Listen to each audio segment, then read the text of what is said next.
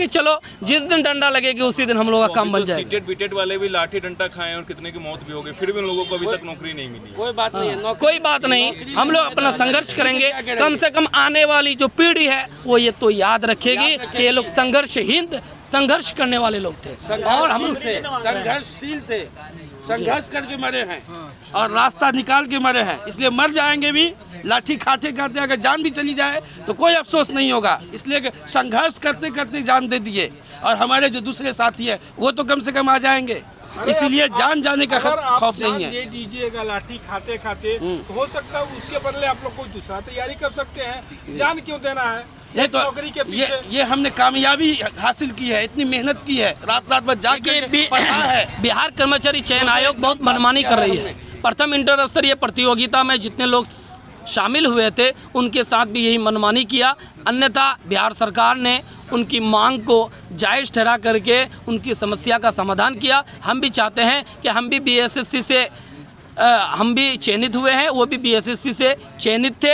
आप उनकी समस्या का समाधान किए हैं, उसी की भांति समान प्रशासन से जिस तरह उनकी समस्या का समाधान किए हैं उसी की भांति हमारी भी समस्या का समाधान। आखिरी में एक और सवाल, आप सरकार से क्या कहना चाहते हैं, अनुरोध करना चाहते हैं? हमारी मांग सरकार से यही है कि चाहे तो नया क्रीमिलियर एनसीएल को एक्सेप्ट कर लिया जाए, ईडब्ल्यूएस को एक्सेप्ट कर लिया जाए, या नहीं तो 2014 वाले की भांति हमारी समस्या का समाधान कर दिया जाए। जिस तरह उनको पुराने वित्तीय वर्ष में बैक डेट से क्रीमिलियर बना करके दिया गया और आयोग ने उसको स्वीकार किया और उनकी बहाली का रास्ता साफ हो गया और वो आज अपने अपने कार्य पे कार्यरत हो चुके हैं।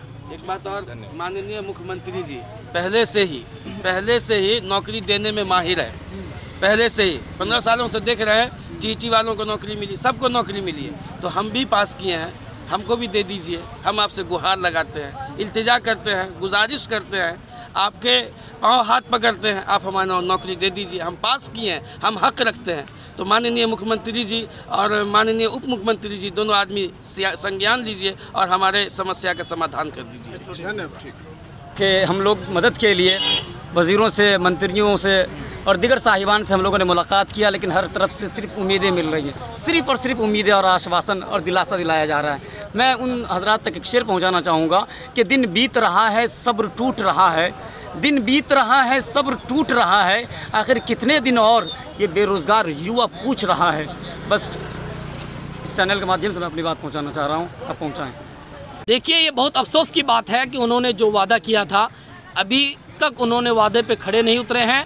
और दूसरा, रोज़गार की जो बात है, हम चाह रहे हैं कि आप थोड़ा सा इस पर अपना ध्यान आकर्षित कर दीजिए और थोड़ा सा अपने संज्ञान में लेकर के ये छोटा सा जो समस्या पुराना और नया क्रीमिलियर का मामला है, अत्यंत पिछड़ा वर्ग का मामला है, और आप एक जो है पूरे बिहार में डंका जो बजाते हैं कि हम अल्पसंख्यक की हित की बात करते हैं। पूर्णिया में महागठबंधन की रैली होने जा रही है 25 तारीख को। हम लोग पूर्णिया से आते हैं, सीमांचल क्षेत्र से आते हैं, एक बड़ी उर्दू आबादी है। हम चाहते हैं कि उर्दू के मसाइल को आप हल करके आप पूर्णिया जाएँ, उनकी समस्या का समाधान करके जाएँ और बुलंद आवाज़ से कहें कि हमने जो है उर्दू की समस्या का समाधान करके तब आपके यहाँ आया है, ताकि एक बड़ी उर्दू आबादी आपकी तरफ आप जैसे बोल रहे हैं माननीय हमारे जो डिप्टी सीएम है तेजस्वी यादव जी, वो बोलते हैं कि नहीं, हाँ ये जो सरकार बनी है ये गरीबों की सरकार। आप बोल रहे हैं कि कोई सरकार हम लोग पे ध्यान नहीं दे रही है।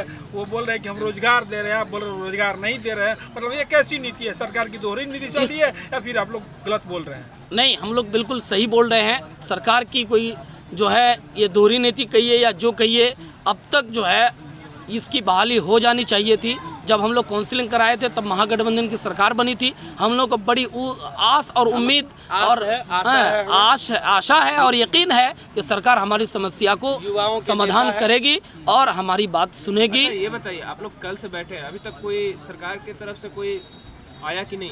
नहीं, अब तक कोई सरकार की तरफ से नहीं आया है। हम लोगों ने महागठबंधन की सरकार बनने के बाद जितने भी मंत्रीगण हैं तकरीबन हम लोग सब मंत्री और विधायकों से मिल करके अपनी बात रखे हैं। यहाँ तक कि समाधान यात्रा के दरमियान हमने माननीय मुख्यमंत्री को पूरे बिहार में लेटर दिया। अभी किन मंत्री के पास आप गए हैं मिलने के लिए? हमारे मंत्री शाहनवाज साहब हो गए और अल्पसंख्यक कल्याण मंत्री जमा खान हो गए, शमीम अख्तर साहब हो गए। जी ने क्या आप लोग को क्या बताया? सिर्फ आश्वासन और दिलासा दिया जा रहा है, हमारे लिए कोई काम नहीं हो रहा है। क्या लगता है ये जो सरकार है ये क्या उम्मीद है आपको आश्वासन और दिलासा ही देगी कि आप लोग को आगे कुछ कार्रवाई करेगी या फिर इसी पे हम तो उम्मीद पे बैठे हुए हैं। अगर कार्रवाई नहीं करती है तो हम उसके खिलाफ भूख हड़ताल करेंगे।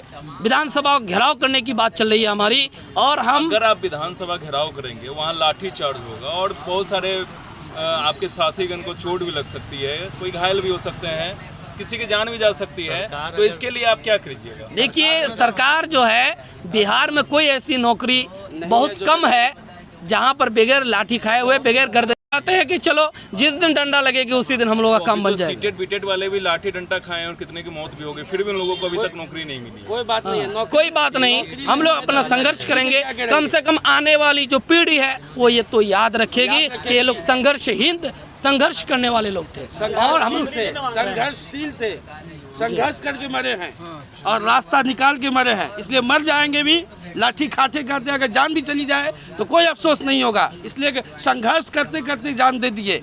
और हमारे जो दूसरे साथी हैं वो तो कम से कम आ जाएंगे, इसीलिए जान जाने का खौफ नहीं है। ये दीजिएगा लाठी खाते खाते, तो हो सकता है उसके बदले आप लोग कोई दूसरा तैयारी कर सकते हैं। जान क्यों देना है? ये तो नौकरी के पीछे ये हमने कामयाबी हासिल की है, इतनी मेहनत की है, रात रात भर जाके पढ़ा है। बिहार कर्मचारी चयन आयोग बहुत मनमानी कर रही है। प्रथम इंटर स्तरीय प्रतियोगिता में जितने लोग शामिल हुए थे उनके साथ भी यही मनमानी किया, अन्यथा बिहार सरकार ने उनकी मांग को जायज़ ठहरा करके उनकी समस्या का समाधान किया। हम भी चाहते हैं कि हम भी बीएसएससी से हम भी चयनित हुए हैं, वो भी बीएसएससी से चयनित थे।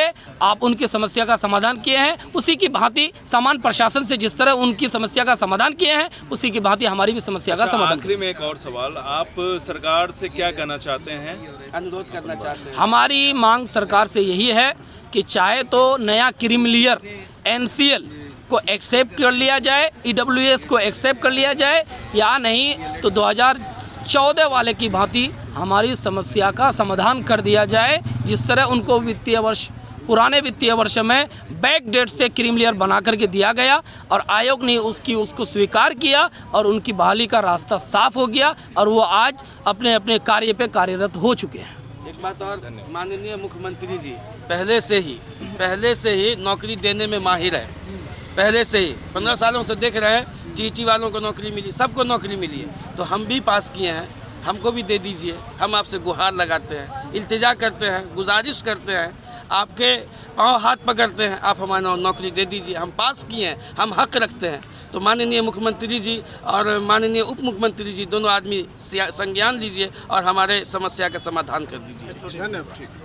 कि हम लोग मदद के लिए वज़ीरों से, मंत्रियों से और दीगर साहिबान से हम लोगों ने मुलाकात किया, लेकिन हर तरफ से सिर्फ उम्मीदें मिल रही हैं, सिर्फ और सिर्फ उम्मीदें और आश्वासन और दिलासा दिलाया जा रहा है। मैं उन हजरात तक एक शेर पहुंचाना चाहूँगा कि दिन बीत रहा है, सब्र टूट रहा है, दिन बीत रहा है, सब्र टूट रहा है, आखिर कितने दिन और ये बेरोज़गार युवा पूछ रहा है। बस इस चैनल के माध्यम से मैं अपनी बात पहुँचाना चाह रहा हूँ।